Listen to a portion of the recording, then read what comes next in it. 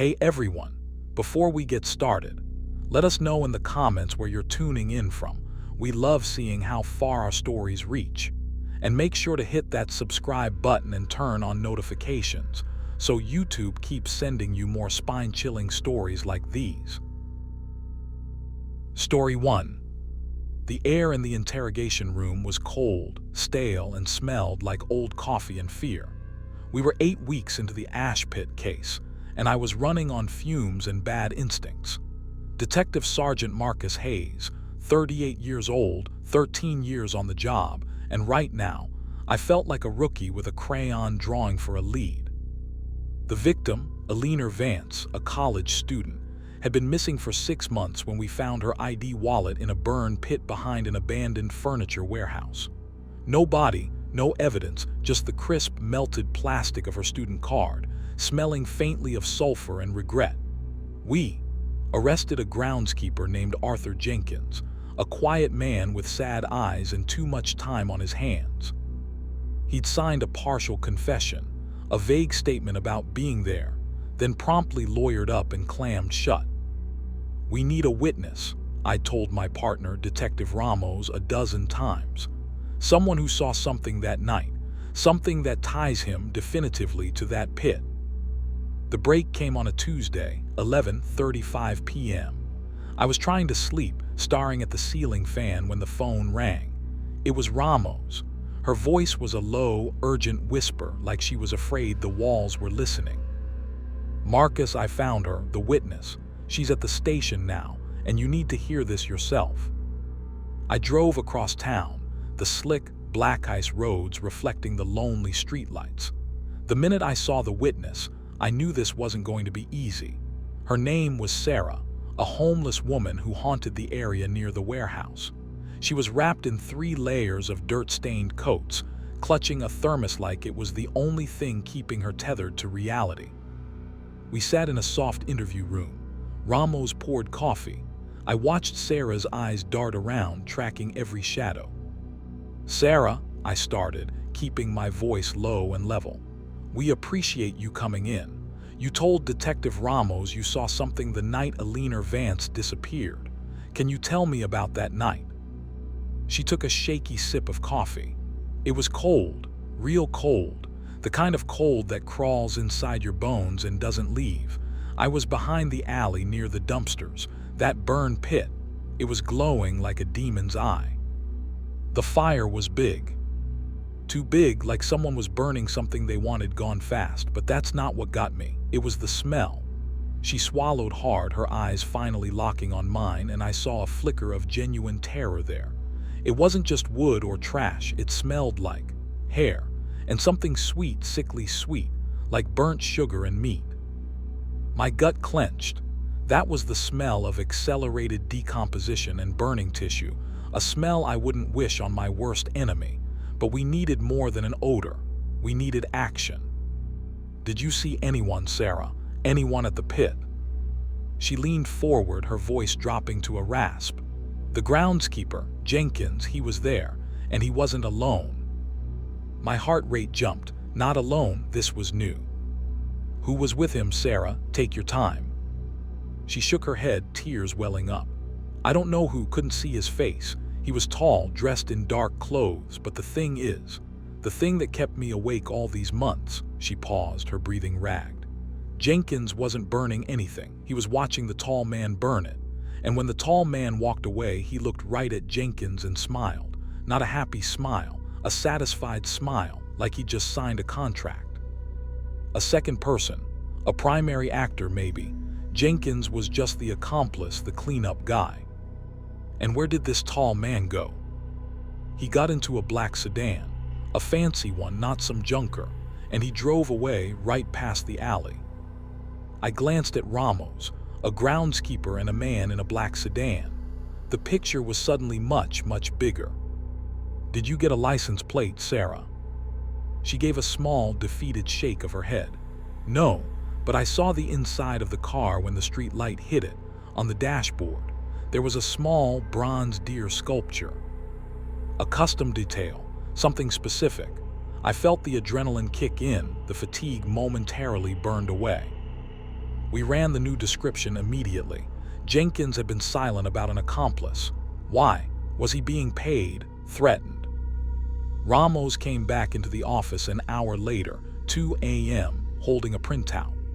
We cross-referenced registered black sedans in the county, filtered for vehicles with a record of customization or distinct interior items like a dash ornament. Marcus, we have one hit. She slid the paper across the desk. The name jumped out. Kenneth Hawthorne, a wealthy local real estate developer. He owned the furniture warehouse and the ground Arthur Jenkins was hired to maintain. The boss and the keeper. It was a classic power dynamic. A thrill, sharp and cold, shot down my spine. We'd been barking up the wrong tree entirely, focused on the sad, easily broken man, while the real danger was a man we'd never even considered. A man with the power to make problems and people disappear. How deep did this go? Was Alina Vance his first victim, or just the first we found? And if we went after a man this powerful, would we be walking into a controlled investigation, or straight into a trap? Ramos, I said, standing up. Get a warrant request drafted. Focus on Hawthorne's business records, his car, and any properties he owns with burn pit potential. We move on Hawthorne by dawn. But first, I walked over to the evidence locker. I pulled out the original evidence bag containing Alina Vance's melted student ID. I stared at the faint sulfurous residue. First, I whispered, the words tasting like ash, I'm going back to the pit. I need to see if there's anything else left. Anything that Arthur Jenkins or Mr. Hawthorne missed.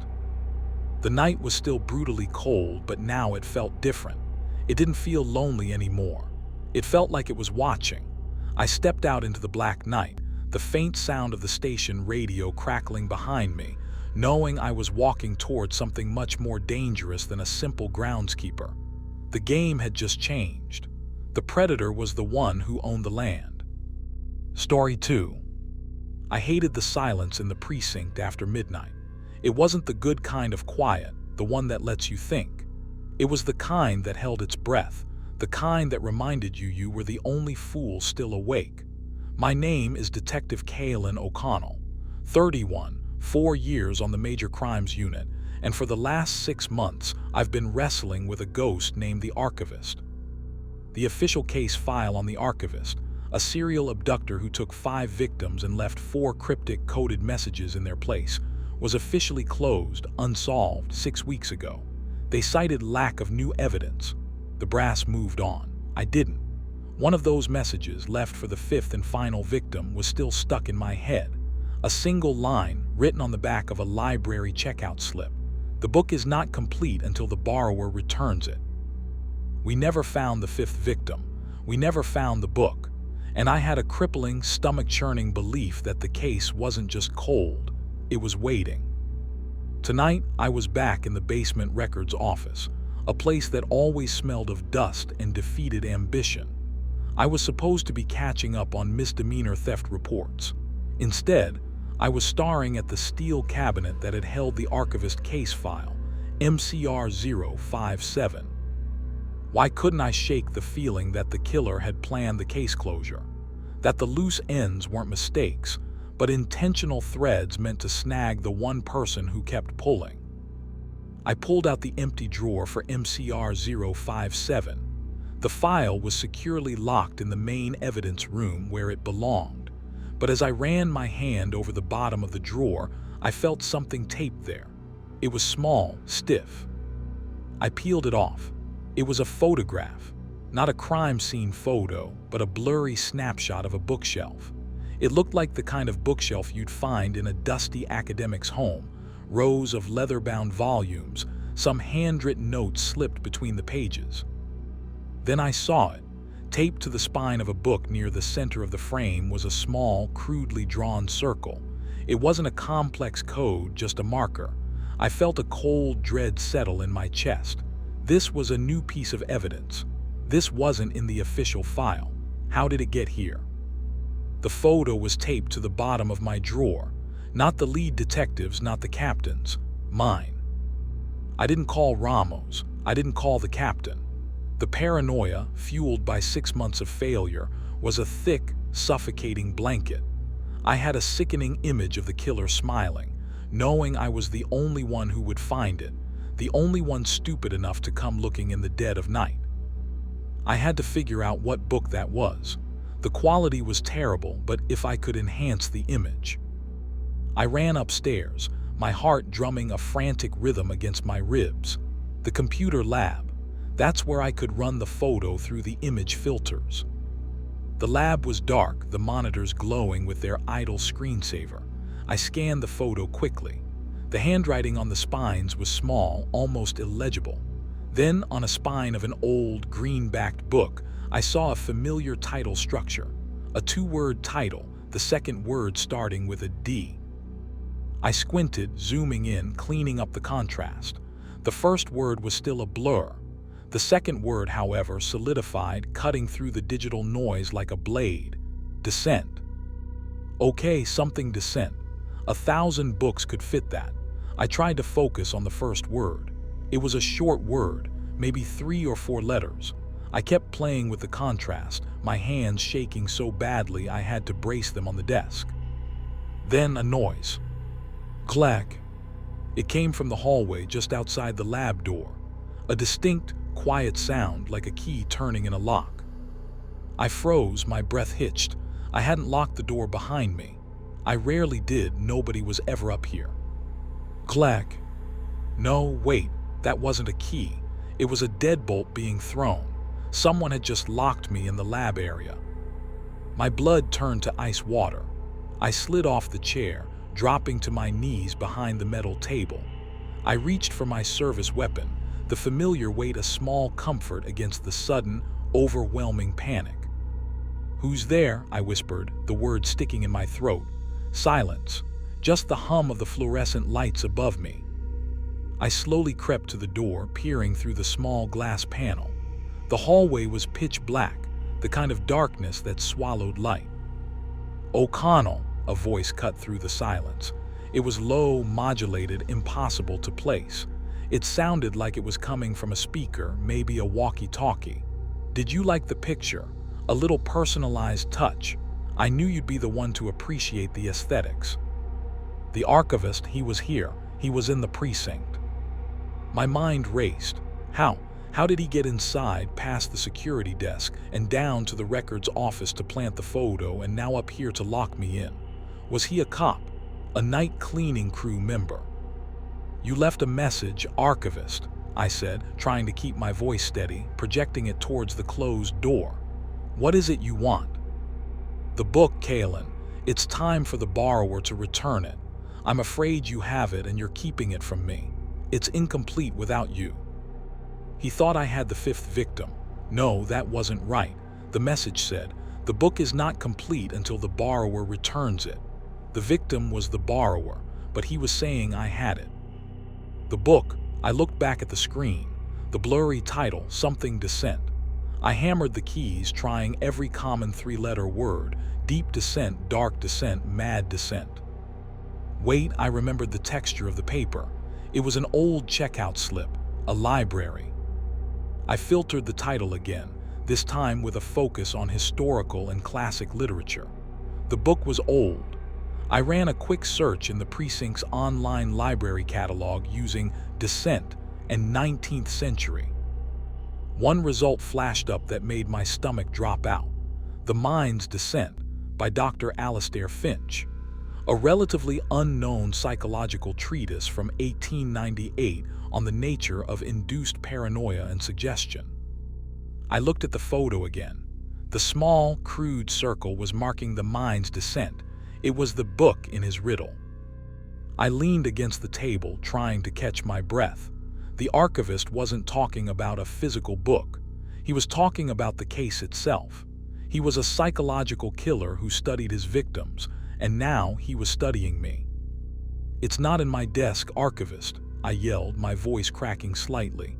I don't have your precious book. The voice came back, closer this time and less modulated, just a whisper right outside the door. Oh, but you do, Kalen. You have the final chapter. I see the light from your monitor. You're looking at the book right now, and I need the borrower to complete the final line." Suddenly, the lights flickered, plunged into darkness, and then came back on. Total silence. I checked my phone. 3:17 a.m. No bars. The killer had jammed the signal. I moved to the lab's back window. It looked out over a narrow, 8-foot drop into an alley dumpster. No fire escape. I had to get out of the room. I had to know what he meant by the final chapter and the final line. I crept back to the main door. I put my ear to the cool metal. I heard a faint, rhythmic sound. Click, click, click. It sounded like a small, precise instrument. He was right outside the door. What was he doing? Preparing a trap? Was he recording this? I backed away slowly. The window was my only way out. I looked at the glass. It was thick, reinforced. Breaking it would make a massive noise, but staying here was suicide. I looked around the lab frantically. A chair, a heavy textbook, nothing that would shatter the glass cleanly. Then I saw a fire extinguisher mounted on the wall near the door. A rush of adrenaline hit me. The noise of smashing the window would be deafening. The noise of the door being kicked in might be even louder. I made my decision. I grabbed the fire extinguisher. The heavy metal canister felt good in my hand. I didn't head for the window. I headed for the door. If he was listening, if he thought I was trapped, he'd be expecting the sound of breaking glass. He wouldn't expect me to be coming for him. I raised the extinguisher like a club, taking a deep, ragged breath. I felt the cold sweat of pure, primal fear mixed with a sudden, furious rage. I wasn't the victim in his next chapter. I was the one writing the ending. I didn't hesitate. I kicked the door hard, rattling the deadbolt in its frame. As it shook, I swung the heavy extinguisher, not at the lock, but at the small glass panel. The glass exploded inward in a shower of sharp fragments. And through the newly created opening, I saw him. He was wearing a dark hood, his face obscured by shadow. He was holding something small and metallic in his hand, the source of the clicking. It looked like a digital voice recorder. He wasn't expecting me to break the glass. He lunged back, surprised. "You were supposed to wait," he hissed, the voice raw and real now, no modulation. It was slightly higher than I expected, with an almost academic cadence. I didn't give him time to recover. I fired the extinguisher, blinding him in a cloud of thick, white chemical foam. I threw my shoulder against the still-locked door. The wood splintered. I lunged through the opening, coughing, blinded by the residual spray, but moving. I heard him stumble and cough. I charged, tackling a solid, bulky form in the blinding white haze. We went down hard, the recorder clattering away into the darkness. He was stronger than he looked, thrashing violently. His hand scrabbled at my hip, trying for my weapon. I brought my elbow down hard, catching him in the ribs. He grunted. "The book isn't complete," he choked out, his voice desperate. "You're the borrower, Kalen. You have to return the file." "The file is locked up, you psycho," I gasped, trying to pin his arms. "No, not the file," he screamed, his voice laced with triumph. "The file I took, the copy in your personal locker, the final line is the address." My blood went cold again. The victim's address, Eleanor Vance's address, the final victim. I had a copy of the initial incident report, and I always kept my current case notes in a small, private locker, separate from the main files. A small, paranoid habit. He was telling me the fifth victim was still alive, and her address, hidden in my own paranoia, was the key. He was still thrashing. I didn't want to use my gun in the precinct hall, not yet. I used the weight of the extinguisher, which was still attached to my wrist by the strap, and slammed it against the back of his head. A sickening, dull thud. His body went limp. I pulled myself off the floor, wiping the foam from my eyes. I was shaking, covered in dust and chemicals, but breathing. I grabbed the dropped recorder. I ran to the main security desk. I unlocked the external line and called dispatch, my voice hoarse. "This is Detective O'Connell, Precinct 4. I have an arrest, possible archivist suspect, and I need a team at." I stopped. The address. I had to get the address. I ran back to the suspect. I tore the hood off his head. It was Dr. Elias Vance, the fifth victim's father. My mind reeled. The father, the man who had been at every press conference, weeping, pleading for her return. "The borrower," I whispered, the riddle suddenly clicking into place. "The father borrowed the case from me." I checked his pockets. I found a second key, a master key to the precinct, which explained how he got in. He was an adjunct lecturer who sometimes gave talks to our department. He had clearance. He had orchestrated the entire case, abducted his own daughter and 4 others, to frame a perfect, unsolvable mystery, only to leave one last, personal clue for the one detective he knew would keep digging: me. And the book, The Mind's Descent, a book about induced paranoia. He had been studying me, pushing me into the paranoia that made me keep the secret file, ensuring the key to finding his daughter was in my hands, waiting for him to force the return. I forced his limp hand open. There was a tiny, folded piece of paper jammed in his palm. I unfolded it. It wasn't a final line. It was a single word, handwritten in neat script: basement. Not the police basement, his basement. The family home, a location we'd cleared months ago. I picked up the phone. I didn't wait for backup. "Dispatch, cancel that request. I have a location. I'm en route to 482 Briarwood Lane. Daughter still alive. Advise immediate response, SWAT team only. Officer needs assistance." I holstered my weapon, grabbed my coat, and ran out of the quiet precinct, leaving the unconscious father of the victim lying on the cold, splintered floor. It was still the dead of night, and the most dangerous part of the case, the rescue, was just beginning. I had survived the predator's psychological trap, but the real test was whether I could get to his daughter before the borrower decided to write the last page himself. Story 3. The air was thick, wet, and smelled like diesel and river mud. It was 2:47 a.m., and I was crouched behind a stack of rotting wooden pallets on Pier 17, deep in the forgotten, industrial heart of the city's waterfront. My name is Detective Rico Rhino Santiago, and for a man nicknamed after a tank, I felt fragile as glass. This wasn't an arrest. This was a stakeout, Operation Anchor Drop.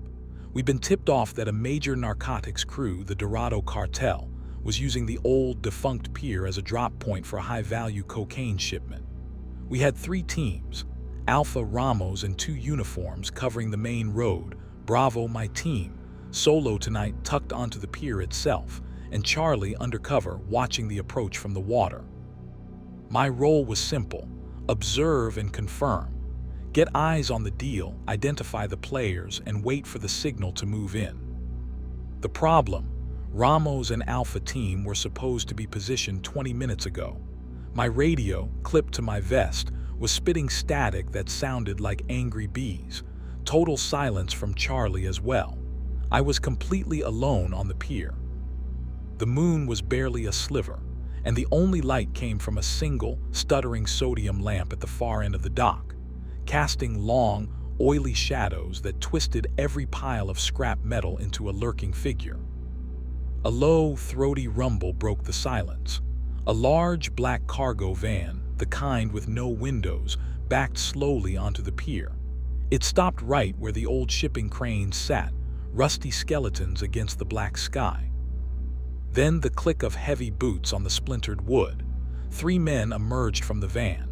They were large, professional, and moved with a terrifying economy of motion. They weren't low-level dealers. These were enforcers. My fingers tightened around the worn grip of my sidearm. This was it. I had the confirmation. Time to pull back, signal the teams, and let the storm begin. I raised my radio to my mouth, thumbing the transmit button. Bravo to command, I have visual. 3 subjects, 1 black van, confirming shipment drop point. I repeat, confirming. Crack. A sound like a massive whip snapping. The sodium lamp at the end of the pier exploded in a shower of sparks and falling glass. Total darkness. The men weren't setting up, they were clearing the field, they knew. I hit the dirt, the rotten wood giving a loud creak under my weight. My heart hammered against my ribs. Did they hear that? The radio went silent. The static had vanished, replaced by a flat, terrifying silence. They had jammed the frequency. I was pinned down, exposed, and cut off. This wasn't a stakeout anymore. It was a survival exercise. I heard the men talking, their voices low and sharp, speaking rapid-fire Spanish. One of them, the largest, was scanning the pier with a powerful beam flashlight, sweeping it like a scythe. I flattened myself against the pallets, trying to make my 6-foot frame disappear into the shadows. The flashlight beam sliced the darkness, getting closer. Click, click, click. The sound of the beam passing inches from my face felt like a physical touch. Then a sound that made my blood run cold. A low whine, followed by a heavy splash. One of the men had just thrown something into the river, but it wasn't a body. It was rhythmic, like machinery. I risked a quick peek. The man was standing near the edge, his back to me. He was feeding a thin, dark line into the water, a fiber optic cable. This wasn't just a drug drop. They weren't just moving product. They were establishing a secure, deep-water communications line. This confirmed a fear the brass had, that Dorado was trying to bypass all terrestrial surveillance and operate entirely from the sea. They were turning this old pier into a digital fortress. And I was lying in the middle of their construction site. The man turned around, the flashlight blinding me for a split second before I jerked my head away. He hadn't seen me, but he was close enough now that I could hear his heavy, uneven breathing. I had to move. If they finished laying that line, if they sealed off communication and started working, I'd be trapped until morning. I thought about the warehouse just 50 feet behind me, a derelict concrete hulk. If I could make it there, I could find cover, maybe even a landline phone. My path to the warehouse meant crossing 10 feet of open space, then scrambling over a 3-foot concrete barrier. I waited until the man with the flashlight moved to the other side of the van, shining the light toward the river. Now, I surged forward, low and fast, running on my knees and elbows. I made it to the concrete barrier and scrambled over. The rough cement scraped my skin, but I was focused on the sound. "Que fue eso?" What was that? The man's voice sharp with suspicion. I landed silently on the other side, pressed against the cold, damp concrete of the warehouse wall. I held my breath, listening. Footsteps, they weren't running. They were slow, deliberate, closing the distance. They knew something was wrong. I pressed my back harder against the wall, trying to fuse myself into the brick. The footsteps stopped right where I had crossed the barrier. The darkness was suffocating. "Linea suelta," a second voice murmured. "Loose line." I heard a small metallic sound, like a knife being unsheathed. Then silence, total paralyzing silence. I had to be within 5 feet of them, but the darkness was an absolute curtain. Why aren't they moving? What are they waiting for? I felt a bead of sweat trace a path down my temple. I subtly shifted my weight, preparing to dart into the warehouse door just ahead. And then I felt it. Not heard it, felt it. A faint, rhythmic vibration through the concrete wall beside me. Tap, tap, tap, tap. It was coming from inside the warehouse. The distraction I needed. No, that wasn't a random sound, it was deliberate. I realized with a horrifying clarity that there was a fourth person, the real expert, inside the warehouse, likely setting up the main relay for that fiber optic cable. The men outside weren't waiting for me to move. They were waiting for the inside man to signal them. And that meant my path to the door was the most dangerous spot on the entire pier. Just as this realization hit me, the first man spoke again, his voice now right beside my ear, separated only by the concrete barrier. "Está cerca, Hue la colonia barata," He's close, smells like cheap cologne. My cologne. It was a stupid last-minute spritz I'd put on before leaving the house. The cheap, citrusy scent I always used. I was trapped. The cartel's muscle was 10 feet in front of me, and their communications tech was directly behind the door I needed to reach. I couldn't stay put. The next beam sweep would catch me. I made the most desperate decision of my career. I pulled the small flares from my utility pouch, the ones meant for signaling the extraction boat. I waited for the man to move the flashlight beam past my location. The second he swung it toward the river again, I threw the first flare, not at the men, but into the open cargo bay of the black van. The small canister landed with a soft thud. A second later, it ignited with a brilliant, blinding white flash and a plume of thick, oily red smoke. Fuego! The three men reacted exactly as I'd hoped. They turned, blinded and disoriented, thinking the van was compromised. That was my window. I ignored the door. I ran the opposite direction, toward the end of the pier where the water was deepest. I scrambled past massive, derelict machinery, using the noise of my heavy breathing and the shouting men to cover my movements. My only option was the water, but the drop was 30 feet, and the current in the channel was notoriously fierce. I heard the rapid thud, thud, thud of running feet behind me. They had recovered quickly. I reached the absolute end of the pier, a sheer drop into the black, oily water.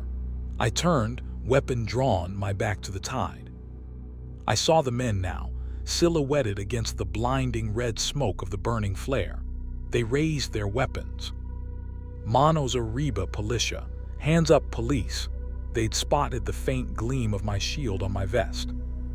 I knew I wouldn't make it, but as I braced for the inevitable, I heard something else, a sound I hadn't heard in hours.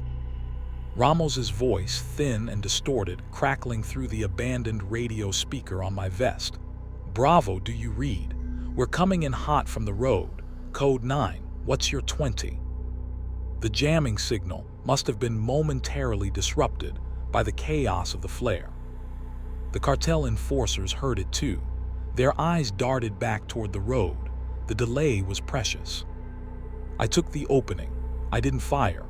I tucked my weapon securely against my chest, pulled my last flare, and hurled it high into the air. Then I launched myself over the edge. The fall was agonizing. The cold, black water hit me with the force of a hammer. The impact drove the air from my lungs. I sank quickly, the thick sludge dragging me down. I fought my way to the surface, the taste of salt water and fuel gagging me.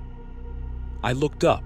The cartel men were gone. They had melted into the darkness, realizing they were outnumbered. But the flare I'd thrown was still burning, arcing high above the pier. It was a beacon, a sign that I was alive and that the drop site was blown. I grabbed hold of a slimy, rope-covered piling, clinging to the rough wood. The cold was shocking, seeping into my bones. But I was alive. I had survived the trap. I heard sirens wailing in the distance now, loud and comforting. The cavalry was finally here. As I clung to the piling, shivering uncontrollably, I looked back at the warehouse. The rhythmic tap, tap, tap, tap had stopped. The inside man was long gone, his communications line a dark, silent wire in the deep water. They got away, but they know we're onto their high-tech operation. The question now is, who was the inside man, and how high up in the government or utility companies did the Dorado cartel have a person placed to help them run a secure line right under our noses? And was that inside man the real target all along? The water closed over me again, but this time I didn't fight the cold. I knew I had cracked the code on their entire operation, and I had the survival story and the fear to prove it. All I had to do now was climb out of the river and start the interrogation. Story 4. The rain was a cold, relentless curtain against the windshield of the unmarked sedan.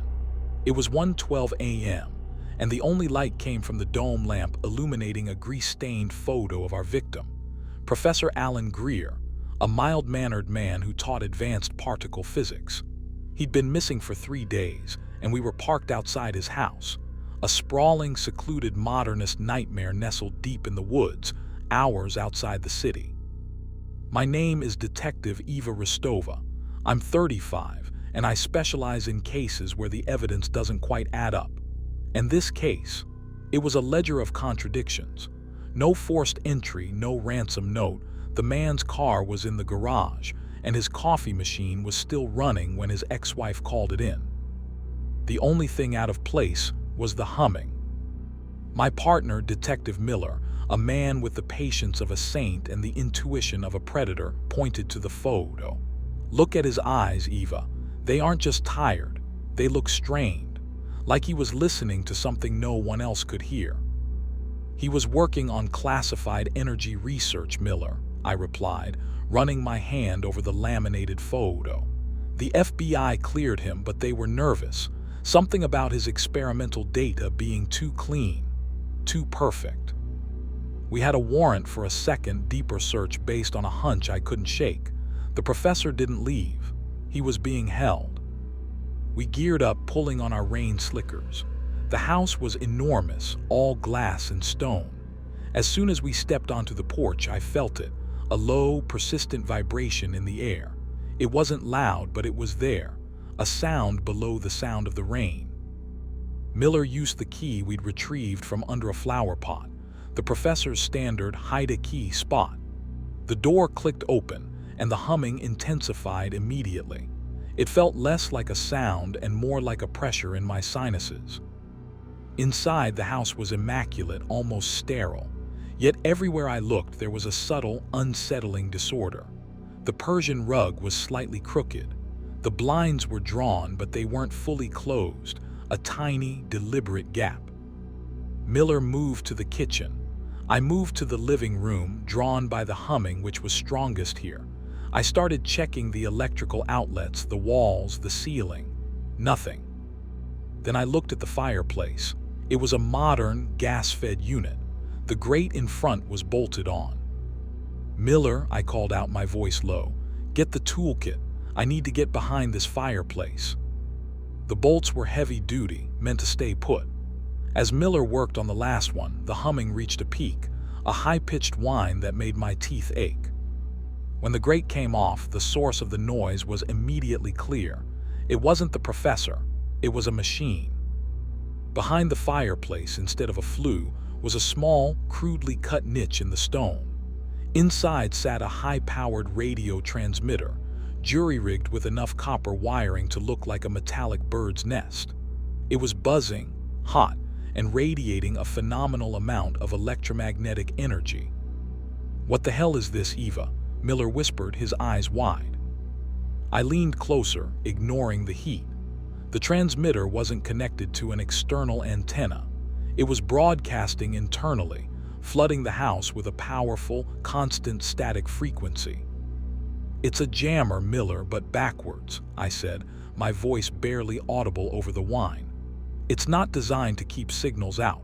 It's designed to keep signals in, to overwhelm any receiver near the house." But why? If he was transmitting, where was the data going? And if he was being held, why would the kidnappers transmit from the location? I found a small USB drive taped to the base of the machine. I disconnected the transmitter and the humming died instantly, leaving a profound, unsettling silence. We took the drive to the professor's study. I plugged it into his high-end desktop computer. The file wasn't a standard data dump. It was a heavily encrypted video file titled Contingency Plan Omega. The decryption took 5 tense minutes. Miller paced behind me. The video flickered to life. It was Professor Greer. His face was pale, his eyes terrified, exactly as Miller had noticed in the photo. He was sitting at the study desk, right where I was now. "If you are watching this," the professor began, his voice shaky, "it means I failed. They found the control room. They know I modified the generator." "Control room, generator," Miller muttered. The professor continued, his voice gaining a desperate urgency. They aren't after the research detective, they are after the system. They believe my house is transmitting a vulnerability in a global defense network. They're wrong. I rigged the house itself. The house is the cage. He held up a schematic, poorly drawn but clearly identifiable as the blueprints for the house. The north wall of the basement. I built a secondary panic room, accessible only by a pressure plate on the floor under the old washing machine. It has an internal power source. They think I'm still up here. They're waiting for the signal to stop. They're waiting for the house to go silent. I looked at Miller. The humming. He was jamming them, telling them he was still alive and controlling the signal. When we turned it off. Bam! The sound came from downstairs, a heavy, splintering impact. The front door. It wasn't just kicked in, it was destroyed. They were here. They heard the static stop. They're professionals, Miller. They're not kidnapping us. They're neutralizing the threat, I hissed, yanking the USB drive from the computer. Basement north wall, let's go. Miller pulled his weapon, moving fast toward the study door. But before we could reach it, the study lights went out. The house was plunged into blackness. I heard the chilling, soft whir of an infrared scope being activated. They're using night vision, Miller whispered, his voice taut. We can't outrun them in the dark. I grabbed the heavy, iron doorstop and wedged it under the study door. We don't need to outrun them. We need to misdirect them. I remembered the professor's schematic, the control room. The video mentioned them finding the control room. I felt along the study wall, my fingers brushing against the heavy tapestry. Behind it, I found a hidden wall panel, a standard contractor-grade circuit breaker. Miller, cover the door, I commanded. I'm going to turn the power back on, then cut it to the whole north wing. They'll chase the last live power source. As I flipped the main breaker, the power surged back, blinding us momentarily. Clear, a guttural voice echoed from downstairs. Third floor, check the main comms panel. They bought it.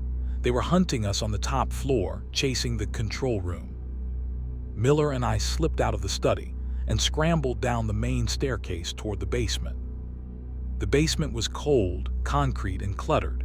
The air smelled of damp earth and oil. The washing machine was against the far wall.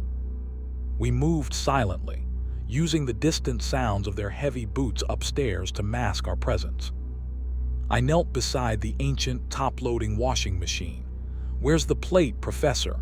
I muttered under my breath. I felt along the edge of the machine.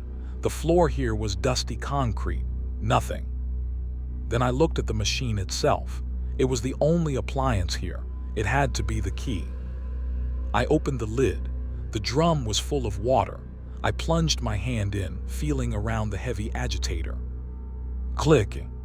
The pressure plate wasn't under the machine. It was built into the agitator itself. The professor knew they'd moved the machine. A section of the concrete wall beside the machine swung inward, revealing a small, dark bunker. Go, Miller. I'll cover, I urged, pushing him toward the opening. He slipped inside. I started to follow, but then I heard them. The heavy boots were now descending the main stairs. They were onto us. I couldn't leave the opening exposed. I had to buy the professor time. I ran back to the washing machine. I grabbed the clothes basket full of the professor's laundry and hurled it across the basement floor. The impact scattered socks and shirts everywhere. Then I turned and fired 3 quick rounds from my sidearm into the heavy water heater on the opposite wall. The tank buckled with a sickening clang. Water hissed out in a violent, steaming jet. The pressure relief valve screamed. Chaos, a loud, deafening sound of rupture and steam. Fire basement, the voices screamed above the noise. The confusion was total. I scrambled back to the panic room. I dove inside, pulling the heavy concrete door shut just as I heard the first footsteps hit the basement floor. The panic room was small, dark, and thankfully soundproofed. I fumbled for the light switch. When the single bulb flickered on, I saw Miller, weapon raised, standing over a small cot. And on the cot, sitting up, was Professor Greer. He was bound, weak and shivering, but alive. "Detective Rostova," he whispered, his eyes wide. They knew the humming would stop.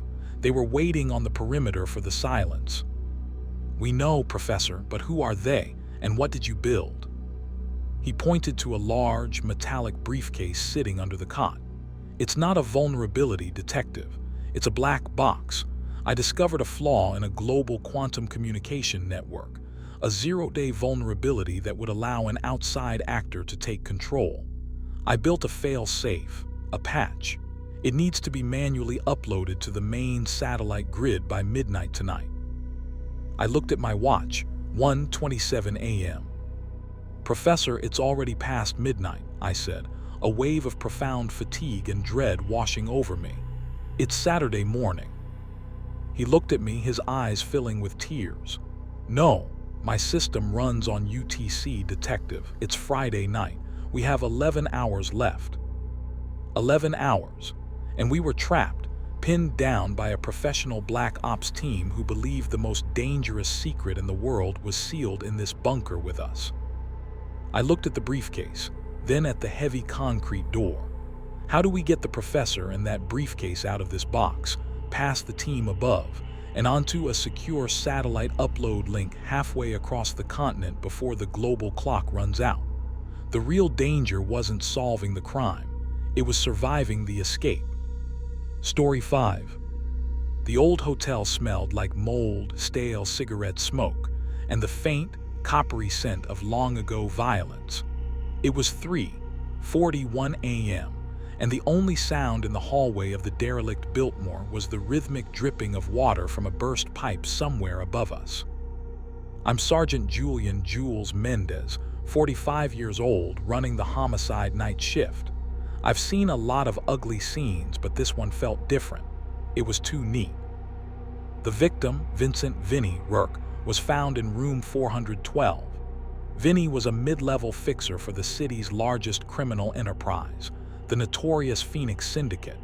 He was supposed to be a witness for us, ready to flip on his boss, a shadowy figure named Silas the architect. Vance, no relation to the earlier cases, but the nickname was eerily similar. Vinny wasn't just dead, he was meticulously preserved. He was sitting at a small table, a glass of untouched scotch in front of him, wearing a freshly pressed suit. There was no visible injury, no signs of struggle, and the room was undisturbed. The ME suggested a fast-acting, untraceable poison, but they couldn't find a single entry point. "Jules, look at this," said Officer Chen, our youngest uniform, his voice tight. He was pointing at a stack of documents on the table beside Vinny. They were internal ledger sheets from the Phoenix Syndicate, perfectly organized records of payoffs, money laundering, and illegal construction contracts, all implicating the architect. Everything we needed for a conviction was right there, gift-wrapped. "It's too easy, Chen," I murmured, pulling on a fresh pair of gloves. "The architect doesn't make mistakes. He doesn't leave loose ends. He weaves them." I picked up the top sheet. Every line, every number, every signature was authentic. This wasn't a frame job. This was a delivery. Why would the architect, a meticulous, paranoid man, kill his own witness and then hand-deliver the complete prosecution file to the crime scene? I walked slowly around the room, feeling the walls, running my hands over the cold metal lamps and the stiff, cheap curtains. The silence was heavy. The only clue we had was a feeling, contradiction. I went over to the window. It overlooked the alley, dark, wet, and filled with rusty fire escapes. I noticed something off about the window lock. It was locked, but the small brass piece that held the bolt was bent, almost imperceptibly. Someone had picked the lock from the outside, then locked it back up before leaving. But if they came through the window, why not just leave that way? Why go to the trouble of locking it again? And why, if they were a professional killer, would they risk carrying an entire stack of incriminating evidence up a fire escape? I checked the floor by the radiator. Nothing. Then I looked at Vinnie Rourke again. He was staring straight ahead, his eyes half-lidded. "Chen, did you move anything on the body? Anything at all?" "No, Sergeant. The ME tech handled the initial sweep. We just secured the scene." "Okay, look closely at his left hand." Vinnie's left hand was resting on the table, just an inch away from the glass of scotch. It was slightly curled, a natural pose, but there was something under his index finger. I carefully lifted the finger. Stuck to the table was a tiny, clear piece of industrial tape, the kind used for patching electrical insulation. And on the tape, barely visible, was a small, perfectly pressed fingerprint smudge. Not Rourke's. "Get me a lift kit and a macro lens camera. We are going to get an absolute print off this," I ordered. "And I want a full history on every registered guest for the last 3 days. Check the check-in times against the estimated time of death."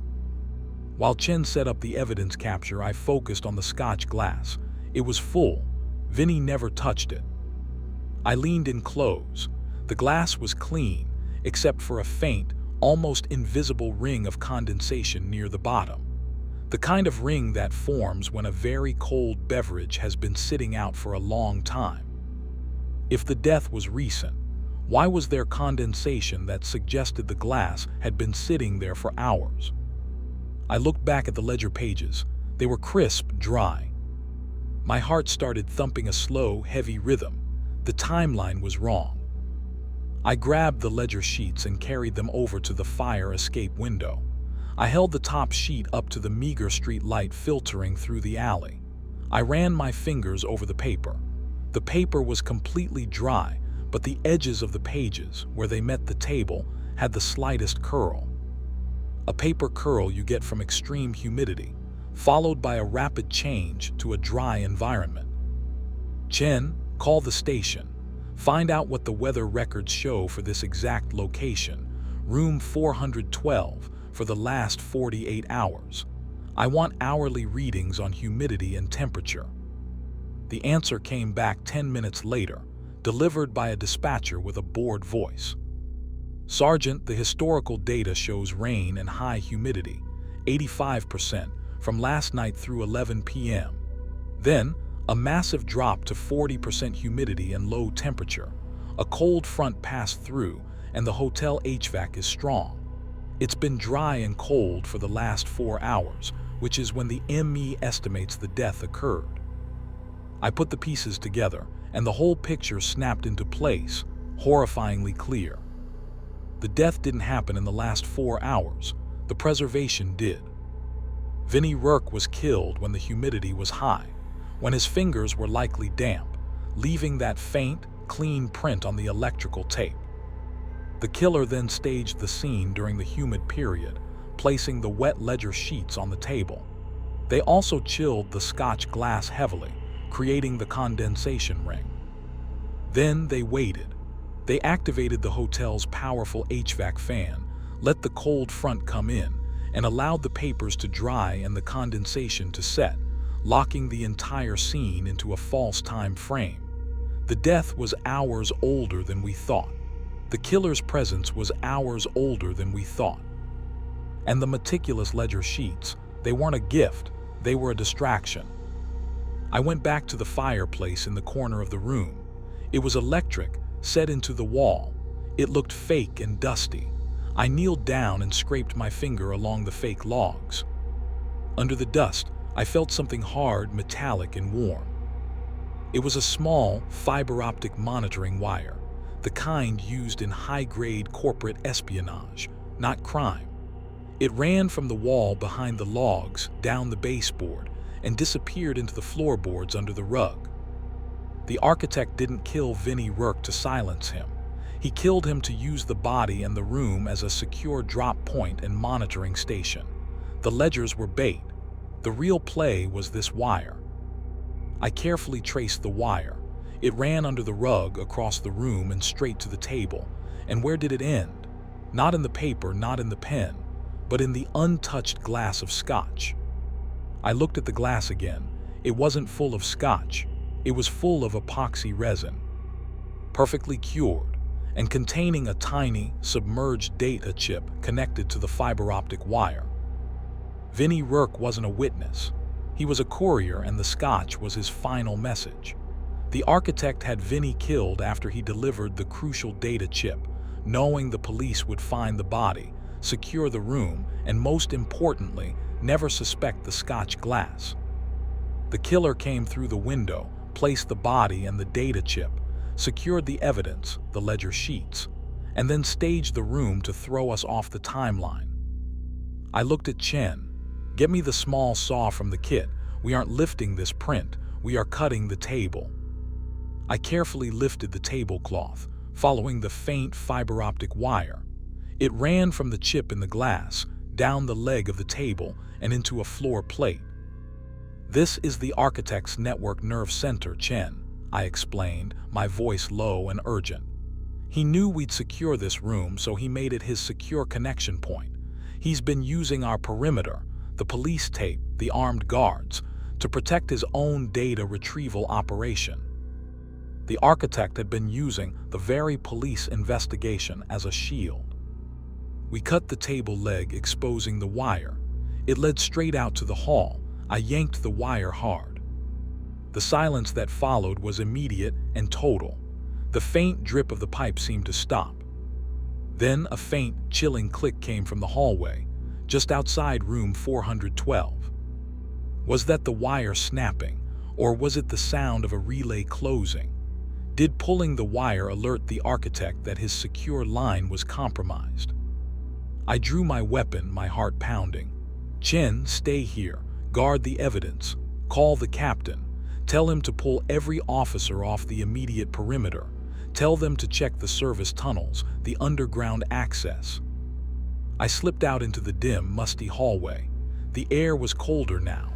I moved silently toward the stairwell, my steps muffled by the ancient carpet. I knew I was too late to catch the retrieval team. They were long gone. But as I reached the heavy fire door of the stairwell, I saw it. Taped to the inside of the door at eye level was a single hotel laundry ticket. I peeled it off. On the back, written in neat, clear script, was a single, terrifying question. "Did you enjoy the gift, Sergeant? The architect is always 2 steps ahead. Now, which one of your men is my next courier?" The architect hadn't just used the police perimeter.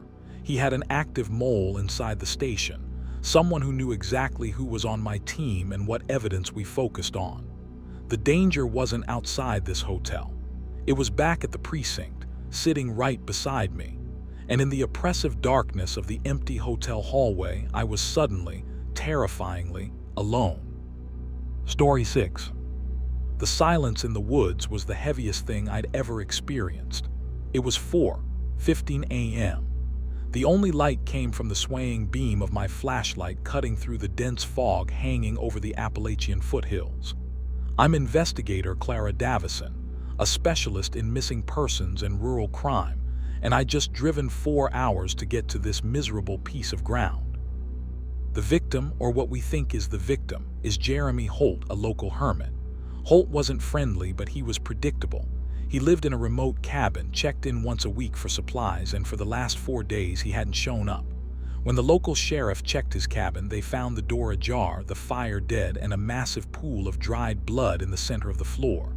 No body, no signs of struggle, just a lot of blood. The sheriff, a grizzled man named Deputy Calloway, pointed the way with a shaky hand. "The blood trail stops right here, investigator, just before the creek bed. Clean break, like someone mopped the forest floor." I knelt down, shining my light on the damp soil. He was right. A clear path of drips and smears suddenly ended. It was impossible. Blood trails don't just stop unless the person, or what's left of them, was airlifted out. Calloway, was there any evidence of a vehicle here? Tire tracks, anything out of the ordinary? "Nothing but deer trails and our own tracks, ma'am. That's what's got my stomach tied in knots. Whatever took him, they didn't drive in or out."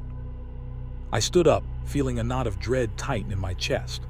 A silent, clean extraction of a large, presumably unconscious, bleeding man. I turned my attention to the nearest feature, a massive, centuries-old oak tree standing right beside where the blood trail ended. The bark was thick, rough, and covered in moss. I ran my gloved hand over the bark, tracing the grooves. About 5 feet up, my fingers snagged on something thin and taut. I shone my light up. It was a piece of fishing line, clear and nearly invisible, strung around the trunk. "What is that?" Calloway whispered, his breath visible in the cold air. I pulled out my utility knife and carefully snipped the line. It wasn't slack. It had been holding something. I followed the cut end of the line. It led straight up, vanishing into the dense canopy of the oak. It felt like I was unwinding a spool. I pulled gently, and something dropped to the forest floor with a faint, chilling thud. It was Jeremy Holt's wallet and car keys, tied together with a slipknot and weighted with a small stone.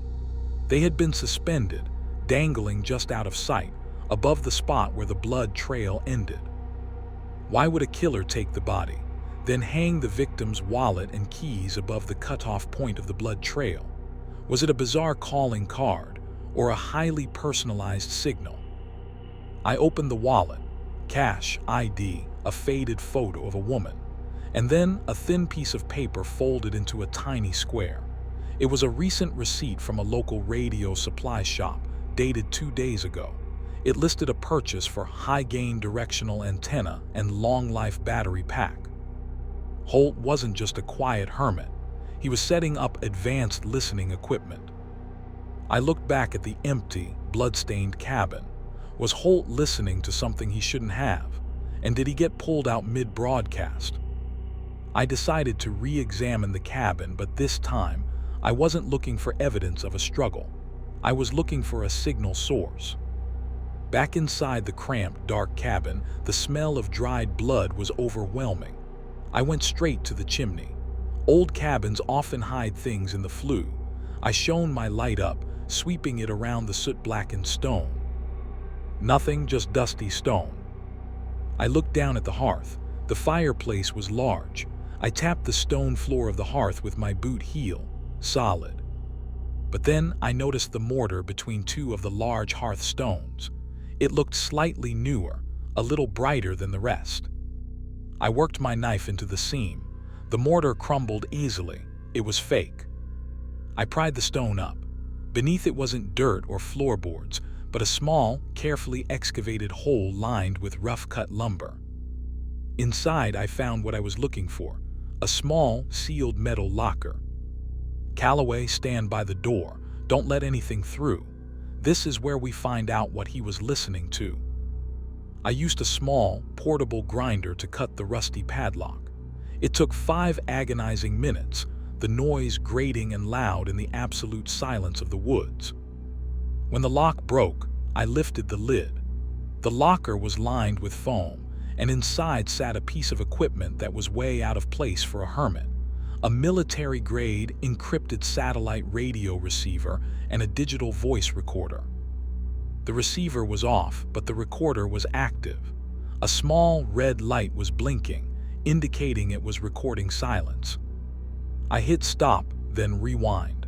My hands were actually shaking. This was the moment of truth. I hit play. The initial recording was nothing but white noise and the crackle of atmospheric static. Then, about 40 minutes into the tape, the static broke and a voice cut through, clear and chillingly close. It was a deep, unaccented voice, speaking in a slow, almost robotic cadence.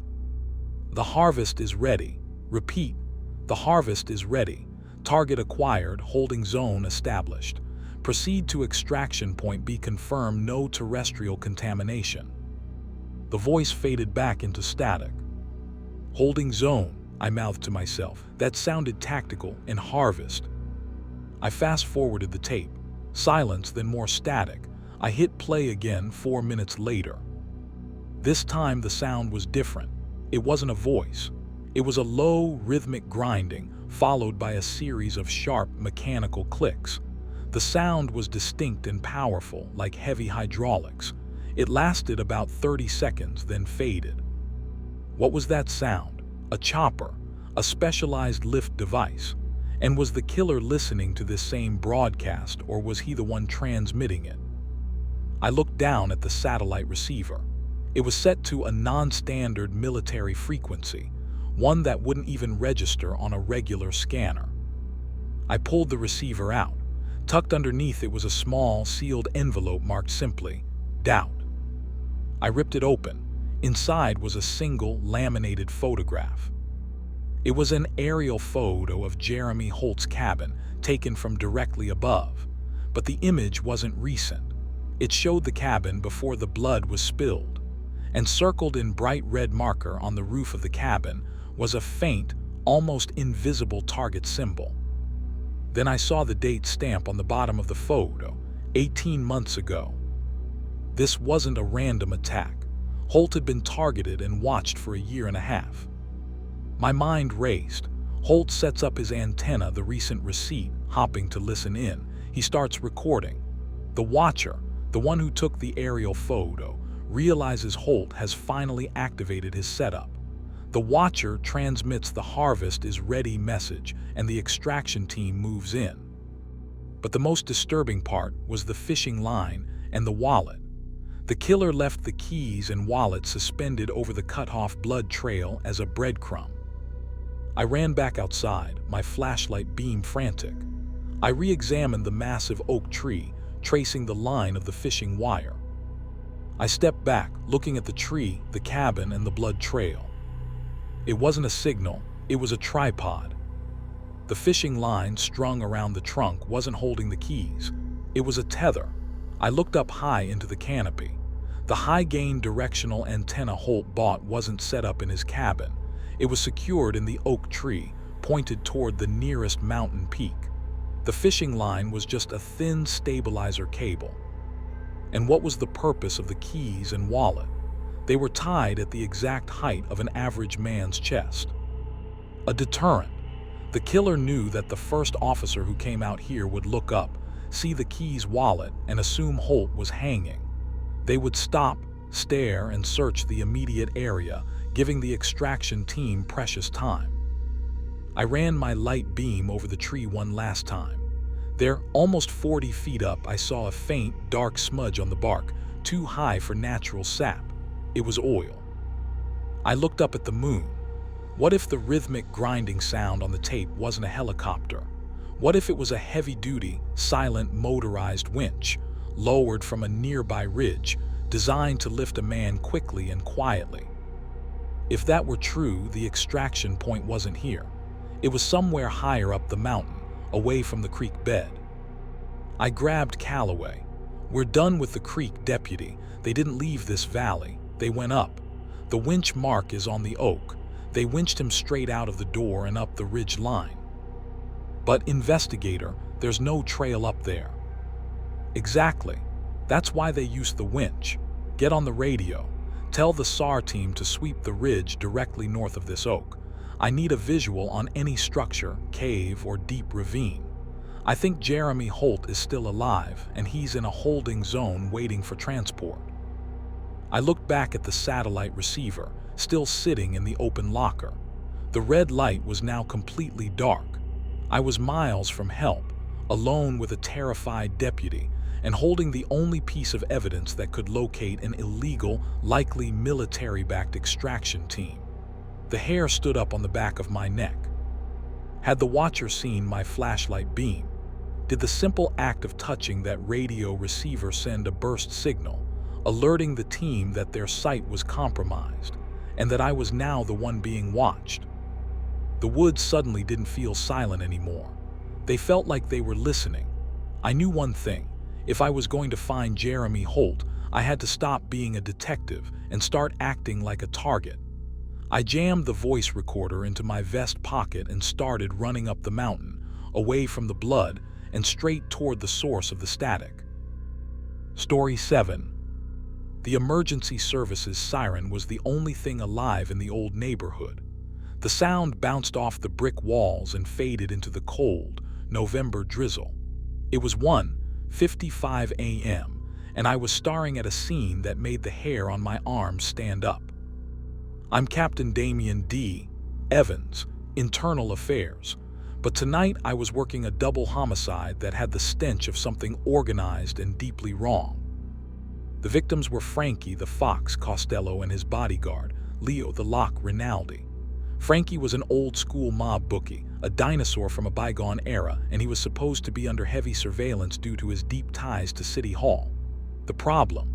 The two officers assigned to his surveillance shift were gone.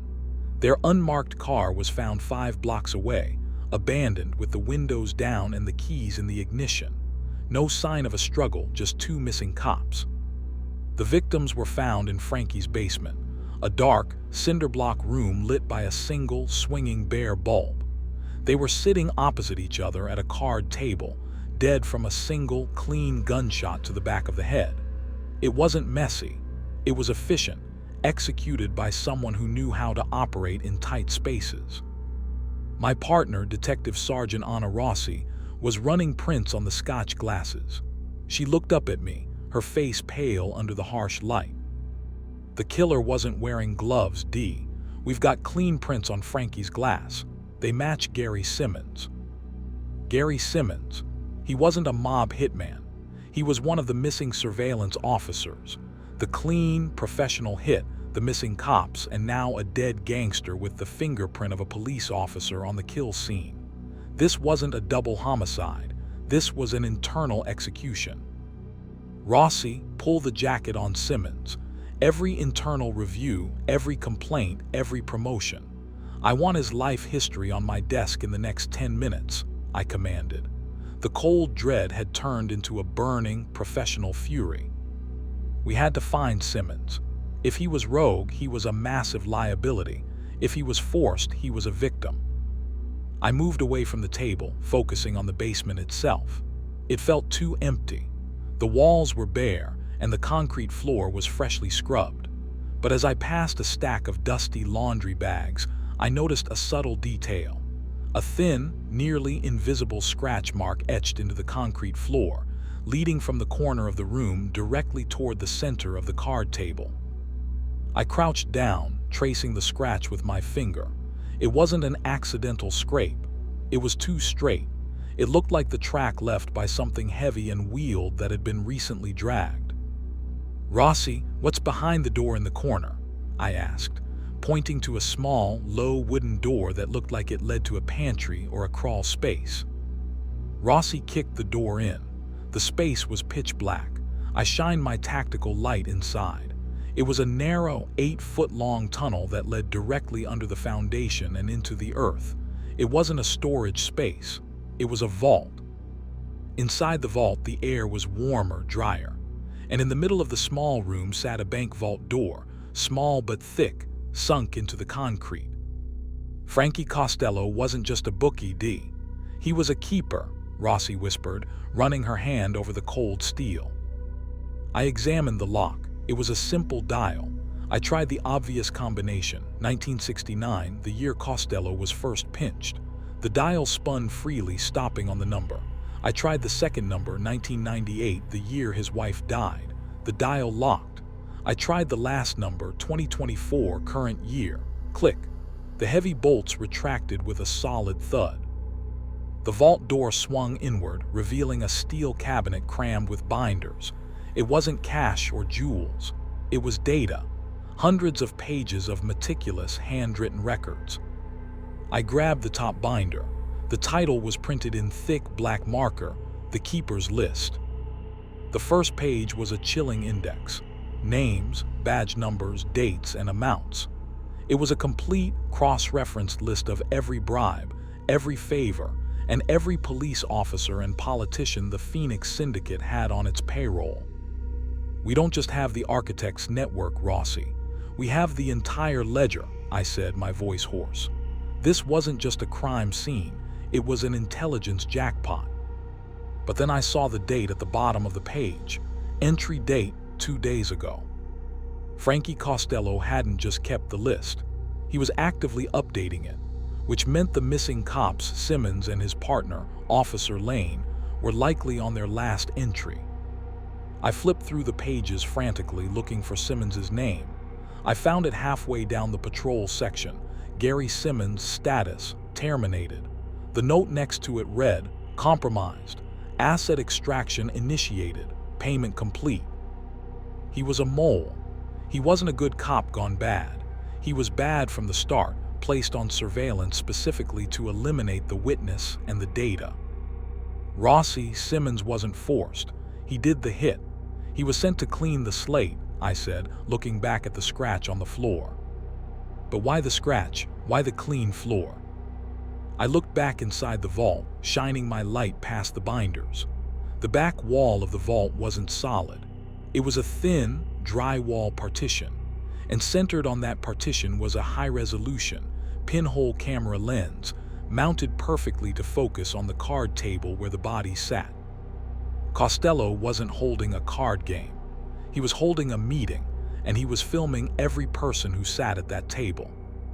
The scratch mark on the floor, it was the track for a wheeled cart or a camera dolly. Simmons killed Costello, then moved the dolly, retrieved the vault key, and then, wait, if Simmons was the killer, why would he kill Frankie at the table where the camera was recording? Unless the recording was the real hit. I looked at the bodies again, the position, the clean shot they were posed. I returned to the vault. I pulled the drywall partition apart. Behind it, in a shallow, damp space, was a digital video recorder, DVR. It was small, running silently, and the hard drive was full. I yanked the DVR, my hands shaking with adrenaline. I saw the last recording time flash on the small screen, 45 minutes ago. Rossi checked her watch. The ME said the death happened 3 hours ago. The recording is current. It's not a recording of the bodies, Rossi. It's a live feed. The DVR was wired to a camera that wasn't here. I felt a sudden, terrifying shift. Simmons wasn't the final killer. He was the asset. He executed the hit, and then he became the second witness. He was taken out with Officer Lane because they were the ones who knew where the real list, the digital version, was being held. The vault wasn't where the syndicate kept their information. It was where they received it. Frankie Costello was still the keeper, but he had outsourced the storage. I looked at the empty space under the scratch mark near the card table. The DVR was gone, but the camera was still rolling in real time, broadcasting from a completely different, hidden location. And Officer Gary Simmons, the fingerprint on the glass killer, was currently on a live feed, probably locked in a room, waiting to be retrieved or eliminated. Rossi, we're not looking for Simmons's house. We're looking for the other camera, I said, my mind racing. The one connected to this DVR. It's broadcasting live and the syndicate is watching it. They're waiting for the signal to cut out. I put the captured DVR on the card table and used my knife to pry open the housing. I found a tiny, embedded GPS chip, standard syndicate tracking technology. I can't access the location directly, but I can send a massive, targeted signal burst to this chip. It'll fry the unit, but it'll have to send one last location ping, I explained. I rigged a small, powerful battery pack to the chip, setting the circuit to overload. We have about 10 seconds from the time I touch the leads until the chip broadcasts its final location and then burns out. They'll know we're onto them.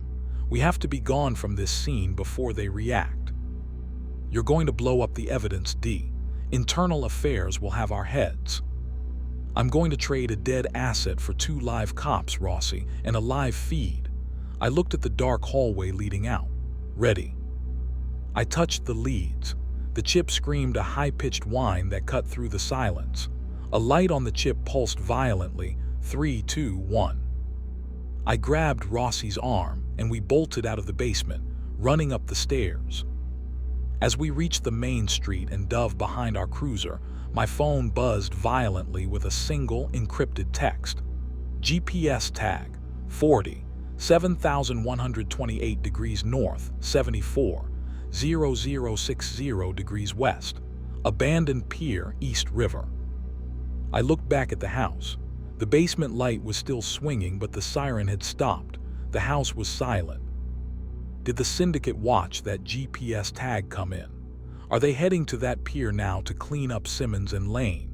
And was Officer Lane Simmons's accomplice, or was she simply the final, silent witness to her partner's betrayal? I gripped my phone tightly. Call command. Tell them we have 2 cops, 2 targets, and a whole lot of dirty water. We're heading to the pier. And tell them to bring every armed officer they trust, because tonight, IA is going fishing. Story 8. I was freezing. It was 3:19 a.m., and I was standing in the dead center of the largest, most baffling maze of a crime scene I had ever encountered. The air in the old orphanage felt like a tomb, heavy, cold, and laced with the smell of wet plaster and something sharply metallic. I'm Detective Alex Vesper, an investigator known for digging into cold cases and impossible architecture. And this one was both. Building, the St. Jude's Orphanage, had been abandoned for 50 years. It was slated for demolition when the crew found her. Agnes Thorne, a 75-year-old historian who had been researching the orphanage's dark, whispered history. She wasn't just dead, she was entombed. The workers found her sitting on a stool in a small, freshly plastered alcove behind a pantry wall. She was perfectly preserved, her eyes open, and on the concrete floor beside her was a single, dusty cassette recorder. My partner, Detective Leo, the ghost Garza named for his quiet efficiency, was standing by the fresh plasterwork. No signs of struggle, Alex. She died of a massive heart attack, according to the initial EMT report. But whoever sealed this wall, they did it after she died. And they were fast. Look at the curring on the plaster. It's hours, not days. They didn't hide a body, Leo. They exhibited one, I corrected, running my light over the unnervingly serene face of the victim. And look at the recorder. It's been running. I carefully picked up the heavy, metallic recorder. The tape reel was loose, the recording finished. I hit rewind, then play, and the cavernous silence of the orphanage was immediately filled with a low, persistent rhythmic thudding. Thud, thud, thud. It sounded like a faint, enormous heartbeat coming from somewhere deep within the structure. It was slow, heavy, and unnerving.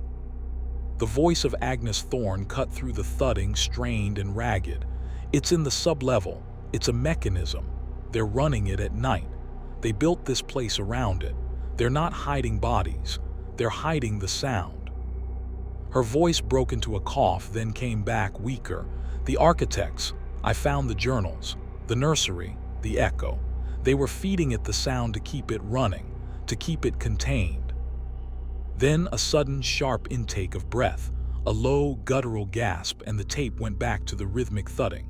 The recording ended 4 minutes later with the sound of rapid scraping, followed by a final, horrifying crack. Then, silence. The heart attack wasn't natural, Leo. Whatever she was listening to, whatever it is, it killed her, I whispered, turning off the recorder. The rhythmic thudding was the key. What kind of mechanism makes a sound like a heartbeat, and why would an orphanage be built to contain it? I pulled the floor plan of the orphanage, a faded, confusing blueprint, out of my evidence bag. I found the alcove. It wasn't on the original plans. It was an addition, built exactly where a major load-bearing wall should have been. Leo, the thudding is coming from the sublevels. The mechanism. We need to find the heart of this building. We descended to the basement. It was a labyrinth of decaying laundry rooms and flooded corridors. The deeper we went, the stronger the sound became, vibrating through the thick soles of my boots. The sound led us to a heavy, chained steel door at the end of a long, dark corridor. The sign above it read, "Heating and ventilation, staff only." The chains were old, but the padlock was new, shiny and high security. The demolition crew didn't put that on, I noted. Someone locked this recently, probably the same person who sealed the wall. We blasted the lock open. The noise of the shotgun blast was deafening in the confines of the basement, and when the ringing in my ears subsided, the rhythmic thudding was immediately louder, closer, and more violent. We stepped through the door. The air here was hot, dry, and smelled strongly of ozone and scorched copper. The room wasn't a boiler room. It was a massive, empty cavern dominated by a single, terrifying machine, a generator the size of a small car, bolted directly into the concrete foundation. It was running, slowly and powerfully, its enormous flywheel giving off the rhythmic thud, thud, thud. But it wasn't connected to the building's main power grid. It was running completely isolated. Why would they run an unconnected generator, Alex? What's it powering? Leo asked, wiping sweat from his brow. I moved closer, shining my light over the machine's heavy metal casing. I saw a small metal plaque welded onto the base. It wasn't a manufacturing tag. It was a single word deeply etched: Echo. I looked down at the concrete floor. The surface around the machine wasn't smooth. It was cracked in a perfect, radiating circle. And in the cracks, there was a faint, fine layer of metallic dust, shavings from the machine itself. Leo, this generator isn't powering the building. It's damaging it. It's designed to run at a precise, subsonic frequency to cause structural stress, I realized, the blood draining from my face. And then I saw the tape recorder sitting on a narrow shelf near the machine. It was identical to the one Agnes Thorne had, except this one was missing its tape. Why would the killer risk coming back to the scene, steal a single cassette tape, and then leave his recorder here next to the weapon? I looked at the generator again. The front panel was open, exposing a complex array of colored wiring. Someone had been working on it recently. I found a small, handwritten note stuck to the inside of the panel. Level 4, Threshold 7. The nursery must hear the sound. Nursery, I whispered, remembering Agnes Thorne's last words. The nursery, the echo. We ran back upstairs, ignoring the rhythmic thudding, which was now shaking the very floors beneath us. We located the orphanage's original nursery on the top floor, level 4. The nursery was a large, brightly painted room, incongruously cheerful compared to the rest of the building. But the light fixture in the ceiling was dangling, and the walls were covered in deep, spiderweb cracks. I noticed a massive, 4-foot-long horn speaker mounted high on the wall, tucked right into the eaves. It was wired into the wall itself. The sound wasn't contained in the basement, Leo. It was being broadcast here, I said, pointing at the speaker. But broadcast for whom? The room was empty. Leo moved to the far wall, which was lined with old wooden cubbies. He pushed one aside. Behind it, a small, square section of the wall was discolored. He tapped it. It sounded hollow. He smashed the plaster. Behind the wall was a small, dusty ventilation shaft, and inside the shaft, taped to the rough brick, was a third cassette tape. I grabbed the tape and put it into the recorder. I hit play. It wasn't the rhythmic thudding. It was a series of short, choppy, childish giggles, followed by the same terrifying, guttural gasp that Agnes Thorne made just before her death. The nursery wasn't empty. Agnes Thorne's heart attack wasn't caused by the sound of the generator. It was caused by the sound of a child's terror being amplified through the walls. Then I realized the connection between the tapes. 1, Agnes Thorne's tape, the thudding and her gasping. 2, the killer's recorder missing tape, the blank tape he stole. 3, the nursery tape, the giggles and the gasp. The killer didn't steal a blank tape. He stole the original recording of the terror from the generator room, the evidence that the generator was the weapon. He replaced it with a recording of the rhythmic thudding to throw the police off the scent and make the terror sound like a mundane, mechanical failure. But the nursery tape was still here. Why? I shone my light into the ventilation shaft. The tape was taped to a loose brick, just slightly exposed. I pulled the brick out. Behind it, the shaft continued, leading deeper into the wall. And at the end of the shaft, I saw 2 things: a faint gleam of light and a pair of small, terrified eyes staring back at me. A girl, no older than 8, huddled in a cramped space, clutching a ragged doll. The child, a witness, a victim, or worse, was sealed alive in the walls of the orphanage, hidden there by the killer. "Leo, we have a child. Call fire and rescue. Tell them the exact location, but keep them quiet. No sirens until we secure the scene." I looked back at the generator room. The rhythmic thudding was still echoing through the walls, louder now than ever. The killer, the architect of this madness, had left the most crucial piece of evidence, the terror tape, hidden not just to incriminate himself, but to lead the police to the child. He wanted us to find her.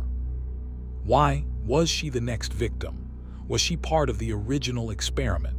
And did the rhythmic thudding of the generator serve another purpose? To cover the sound of the child's desperate cries for help? I reached my hand into the dark, dusty shaft.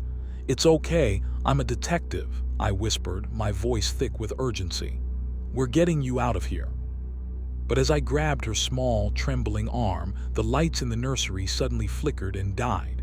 The silence that followed was total, except for the terrifyingly loud, slow thud, thud, thud of the generator. The killer knew we were here. He had cut the power, leaving me trapped in the darkness with the child and the sound of the approaching death mechanism. The maze had closed around us, and the high-tension scene had begun. Our survival depended entirely on getting to that generator and silencing the heart of the orphanage before the walls finally collapsed.